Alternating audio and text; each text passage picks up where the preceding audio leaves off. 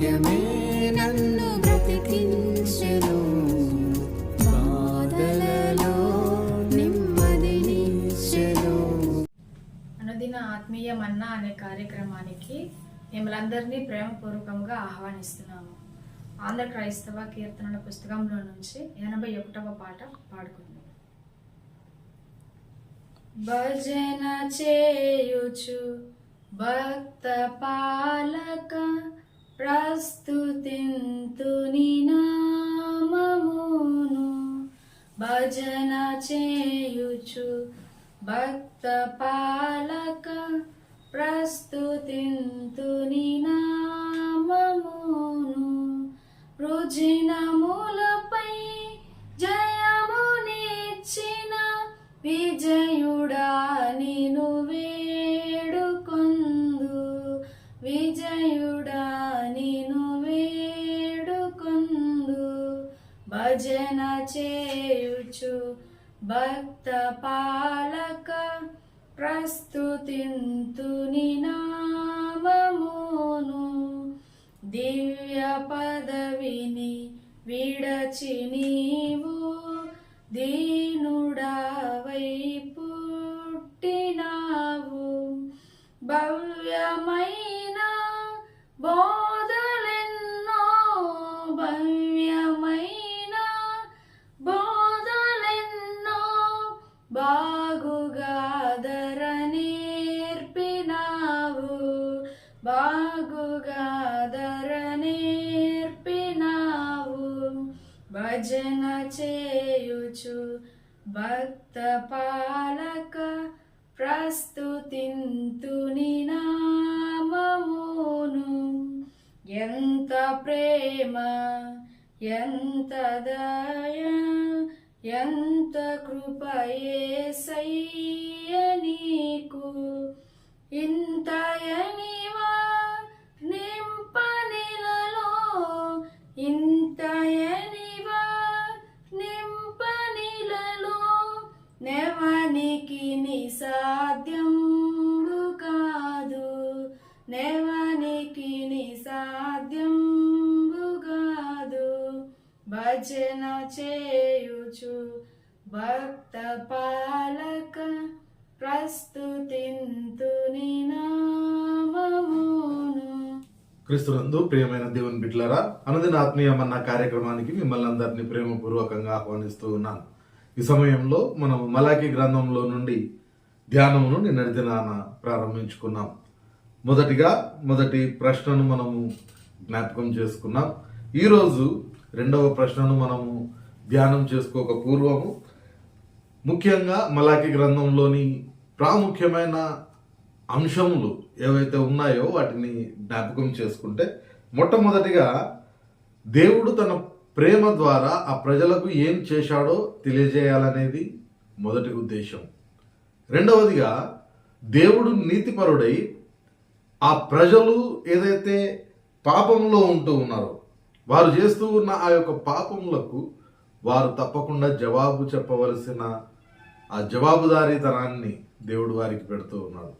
మూడవదిగా మనం జ్ఞాపకం చేసుకుంటే, ఆయనకు నమ్మకంగా ఎవరైతే ఉంటారో వారిని దేవుడు తప్పకుండా ఘనపరుస్తాడు. ఈ మూడు ప్రాముఖ్యమైన అంశములు లేదంటే ఉద్దేశములు ఈ మలాకి గ్రంథంలో మనం చూస్తాం. నిన్నటి దినాన మొదటి ప్రశ్నను మనము జ్ఞాపకం చేసుకున్నాం. ఆ ప్రశ్నలో వారు ఆయనను ప్రశ్నిస్తూ ఉన్న ఆ ప్రశ్నను మనం చూస్తే, ఏ విధంగా నీవు ఏ విషయం ముందు నీవు మా ఎడల ప్రేమ చూపించావని ఆయనను ప్రశ్నించిన ఆ మాటను మనం గుర్తు చేసుకున్నాం. ఒకవేళ మనం కూడా అదే ప్రశ్న వేసి దేవుణ్ణి ఒకవేళ బాధ పెడుతూ ఉన్నామేమో పరిశీలించుకోవాలని నిన్నటి దినాన గుర్తు చేసుకున్నాం. ఈరోజు రెండవదిగా మనం జ్ఞాపకం చేసుకుంటే, అక్కడ మనం చూస్తూ ఉన్నాం కదా, 4వ వచనం నుండి మనం జ్ఞాపకం చేసుకుంటే 6వ వచనంలో మనం చూస్తాం, కుమారుడు తన తండ్రిని గనపరచును కదా, దాసుడు తన యజమానుని గనపరచును కదా. నా నామమును నిర్లక్ష్యపెట్టు యాజకులారా, నేను తండ్రినైతే నాకు రావలసిన ఘనత ఏమాయను అనే మాట ఆయన అడుగుతూ ఉన్నాడు. అంత మాత్రమే కాకుండా వారు దేవునిని ప్రశ్నిస్తూ ఉన్న ప్రశ్నను మనం చూస్తే 6వ వచనం చివరి భాగంలో మనం చూస్తాం. వారు అంటున్నారు కదా, ఏమి చేసి నీ నామమును నిర్లక్ష్య పెట్టితిమి అనే మాటను మనం చూస్తూ ఉన్నాం. మొత్తంగా ఇక్కడ మనం చూస్తే ఆ ప్రజలు దేవుణ్ణి అడుగుతూ ఉన్న ఆ ప్రశ్న, మేము మంచిగానే ఉన్నాము అన్నట్లుగా వాళ్ళు మాట్లాడుతూ ఉన్నారు. మరి ప్రత్యేకంగా ఇప్పుడు మనం చదువుకున్న ఈ భాగము మలాకి గ్రంథం 1వ అధ్యాయము 6వ వచనం నుండి 2వ అధ్యాయము 9వ వచనం వరకు ఉన్న ఈ భాగాన్ని మనం జ్ఞాపకం చేసుకుంటే అది డైరెక్ట్గా యాజకులను ఉద్దేశించి మాట్లాడుతూ ఉన్న మాటలుగా మనం అక్కడ చూస్తూ ఉన్నాం. ప్రజలను పక్కన పెట్టి ఇక్కడ యాజకులను గురించి దేవుడు మాట్లాడుతూ ఉన్నాడు. చివరికి యాజకులు కూడా దేవునిని ప్రశ్నించేవారుగా మారిపోతా ఉన్నారు. అయితే ఎప్పుడైతే వాళ్ళు ఆ మాట అడుగుతూ ఉన్నారో ఈ భాగం అంతట్లో మనం చూస్తే దాదాపుగా 8 పర్యాయాలు దేవుడు నా నామము అనే మాటను ఉపయోగించినట్లుగా మనం చూస్తాం. అయితే వారు ఎప్పుడైతే మేము ఏమి చేసి నీ నామమును నిర్లక్ష్య పెట్టితిమి అనే మాట అడుగుతూ ఉన్నాడో 2 విషయాలు దేవుడు వారికి జ్ఞాపకం చేస్తూ ఉన్నాడు. అది 1వ అధ్యాయం 6వ వచనం నుండి 14వ వచనం వరకు ఉన్న భాగంలోనే ఈ 2 విషయాలను మనం చూస్తాం. అదేంటంటే మొదటిది, వారు దేవునికి ఇవ్వవలసిన ఆ యొక్క బలి అర్పణలు ఏవైతే ఉన్నాయో దేవుడు కోరుకున్న విధంగా కాకుండా వారు వేరే విధంగా అర్పిస్తున్నట్లుగా మనం చూస్తూ ఉన్నాం. 7వ వచనంలో మనం చూస్తాం కదా, నా బలిపీఠము మీద అపవిత్రమైన భోజనమును మీరు అర్పించుచు ఏమి చేసి నిన్ను అపవిత్రపరిచితిమని మీరు అందరూ యెహోవా బల్లలను నీచపరిచినందు చేతనే కదా గ్రుడ్డి దానిని తీసుకొని బలిగా అర్పించిన ఎడల అది దోషము కాదా? కుంటిదానినైనను రోగము గల దానినైనను అర్పించిన ఎడల అది దోషము కాదా? అట్టి వాటిని నీ అధికారికి నీవు ఇచ్చిన ఎడల అతడు నీకు దయచూపునా నిన్ను అంగీకరించునా అని సైన్యములకు అధిపత్యగు యెహోవా అడుగుచున్నాడు. వారు ఇవ్వకూడని విధంగా బలిని దేవునికి ఇవ్వడానికి ప్రయత్నం చేస్తూ ఉన్నారు. కాబట్టి మొట్టమొదటిది వారు ఏం చేస్తూ ఉన్నారంటే, ఏదైతే మిగిలిపోయి ఉందో, ఏదైతే పనికిరానిది ఉందో అటువంటి వాటిని యాజకులు ఇవ్వడానికి ప్రయత్నం చేస్తూ ఉన్నారు. అది మొదటి పాపం. అయితే రెండవది మనం జ్ఞాపకం చేసుకుంటాం కదా, 14వ వచనంలో ఆయన చెప్తూ ఉన్నాడు, నేను ఘనమైన మహారాజునై ఉన్నాను, అన్యజనులలో నా నామం భయంకరమైనదిగా ఎంచబడుచున్నదని సైన్యములకు అధిపతి యెహోవా సెలవిచ్చుచున్నాడు. కాబట్టి తన మందలో మగది ఉండగా యెహోవాకు మొక్కుబడి చేసి చెడిపోయిన దానిని అర్పించు వంచకుడు శాపగ్రస్తుడు. అంటే వాళ్ళు ఏం చేస్తూ ఉన్నారంటే, ఇక్కడ మొదటిది ఇవ్వకూడని విధంగా వాళ్ళు బలి అర్పిస్తూ ఉన్నారు. రెండవది శ్రేష్టమైన దానిని తమకు పెట్టుకొని మిగిలిన దానిని దేవునికి ఇస్తూ ఉన్నారు. అంటే శ్రేష్టమైనది ఉంచుకొని కూడా దేవునికి ఇవ్వకుండా వాళ్ళు పాపం చేస్తూ ఉన్న ఆ సందర్భాన్ని మనం ఇక్కడ చూస్తూ ఉన్నాం. ప్రియమైన దేవుని బిడ్డలారా, ఈ ప్రశ్నలో మనము ఏ విధంగా దేవుని సన్నిధికి వచ్చి అర్పణలు అర్పిస్తూ ఉన్నాం ఒకసారి మనల్ని మనము జ్ఞాపకం చేసుకోవాల్సిన వాళ్ళమై ఉన్నాం. రెగ్యులర్గా మనం చర్చికి వెళ్తూ ఉంటాం, లేకపోతే రెగ్యులర్గా దేవుని నామమున దాన ధర్మాలు చేయడానికి ప్రయత్నం చేస్తూ ఉంటాం. ఏది మనం ఒకవేళ చేయడానికి ప్రయత్నం చేసినా, మరి ముఖ్యంగా ప్రతి ఆదివారం సంఘానికి పోతూ ఉంటాం, లేకపోతే దేవునికి సంబంధించిన మీటింగ్స్కు మనం పోతూ ఉంటాం, కానుకలు మనం ఇస్తూ ఉంటాం. అయితే ఏ విధంగా మనం కానుకలు ఇస్తూ ఉన్నాం, దేనిని మనం ఇస్తూ ఉన్నాం, నిజంగా దేవుడు అంగీకరించే విధంగా ఇస్తూ ఉన్నామా? ఇక్కడ ఆయన చెప్తూ ఉన్నాడు కదా, మొదటిసారి ఆయన చెప్పినప్పుడు ఇటువంటిది ఒకవేళ నీ అధికారికి ఇస్తే అతడు అంగీకరించునా అంటే, లోకరీతి అయిన అధికారే నీవు ఇచ్చిన దాన్ని అంగీకరించినప్పుడు మరి దేవాది దేవుడు మనము ఏదో ఇవ్వాలి కాబట్టి అనే ఫార్మాలిటీగా ఒకవేళ ఇవ్వడానికి ప్రయత్నం చేస్తే దానిని యాక్సెప్ట్ చేస్తాడా? కాబట్టి దానిని మనం ఖచ్చితంగా పరిశీలన చేసుకోవాలి.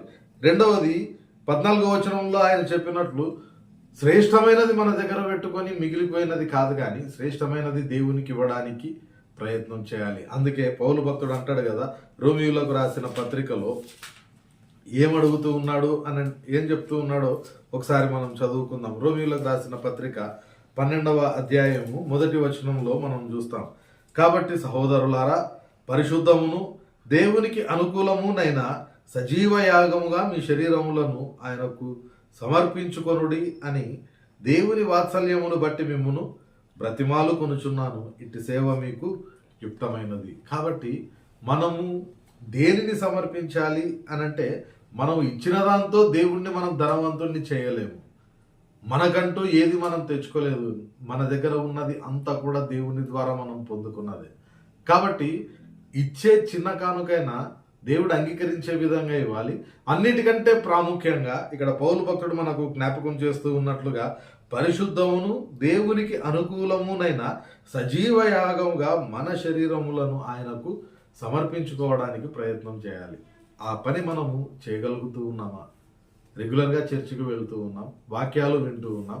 నిజంగా మన శరీరాన్ని దేవునికి సజీవ యాగముగా అర్పణ చేసుకోగలుగుతూ ఉన్నామా? ఆలోచన చేద్దాం. ఆ ఆలోచన లేకుండా ఫార్మాలిటీగా, లేదంటే మిగిలిన అందరు ఇస్తున్నారు కాబట్టి అనే ఆలోచనతో ఒకవేళ మనం ఇవ్వడానికి ప్రయత్నం చేసినట్లయితే అట్టి అర్పణ దేవుని చేత అంగీకరించబడదు. కాబట్టి ప్రియమైన దేవుని బిడ్డలారా, రెండవ ప్రశ్నలో మనల్ని మనం పరిశీలించుకోవాల్సిన వాళ్ళమై ఉన్నాం. ఆయన నామమును మనం నిర్లక్ష్య పెట్టకుండా, ఆయన నామమును అవమానపరచకుండా, ఆయనను మనము గౌరవించే వాళ్ళుగా ఉండడానికి ప్రయత్నం చేయాలి. ప్రార్థన చేసుకుందాం. పరిశుద్ధుడైన దేవా, ప్రేమ గల మా తండ్రి, ఏమి చేసి నీ నామమును మేము అవమానపరిచిత్వని ప్రభా ప్రజలు అడుగుతూ ఉన్నారు, యాజకులు అడుగుతూ ఉన్నారు. చేయవలసిన పనిని చేయక ప్రభా, చేయకూడని విధంగా ప్రభా వారు పనులు చేస్తూ నిన్ను అవమానపరిచి ఉన్నారు. ఇవ్వకూడని విధంగా బలి అర్పణలు అర్పించి నిన్ను అవమానపరుస్తూ ఉన్నారు. ప్రభా, ఒకవేళ మేము అట్టి స్థితిలో ఉన్నామేమో మమ్మల్ని మేము పరీక్షించుకోవడానికి నీ కృప మాకు దయచేయండి. నీ వాక్యపు వెలుగులో మమ్మల్ని మేము పరీక్షించుకొని, మేము అర్పించే ప్రతి అర్పణ, మేము చేసే ప్రతి ప్రార్థన నీ చేత అంగీకరించబడేదిగా ఉండుటకు కృప నడిపింపు మాకు దయచేయమని వేడుకుంటూ, వినిన ప్రతి వారి హృదయంలో మీరే నాటి భద్రపరిచి ఫలింపజేయమని, నీ వాక్య ప్రకారం మా జీవితాన్ని మలుచుకుని కృపను మాకు దయచేయమని వేడుకుంటూ, ఇది మొదలుకొని ఈ దిన కార్యక్రమాల్లోకి మేము ప్రవేశిస్తూ ఉండగా నీ సన్నిధిని మాకు తోడుగా ఉంచమని వేడుకుంటూ, రాత్రికాల సమయంలో మంచి విశ్రాంతిని అనుగ్రహించి, నిశ్చితమైతే ప్రభా రేపటి దినాన మరొక పర్యాయం నీవు అనుగ్రహించే ఈ ఆత్మీయమన్న భుజించు కృపను మాకందరికి దయచేయమని వేడుకుంటూ, యేసు పరిశుద్ధ నామమున ప్రార్థిస్తున్నాం తండ్రి, ఆమేన్. తండ్రి, కుమార, పరిశుద్ధ ఆత్మ త్రియేక దేవుని సకల దీవెనలు సదాకాలం మనకందరికీ తోడయుండి నడిపించునుగాక. ఆమేన్.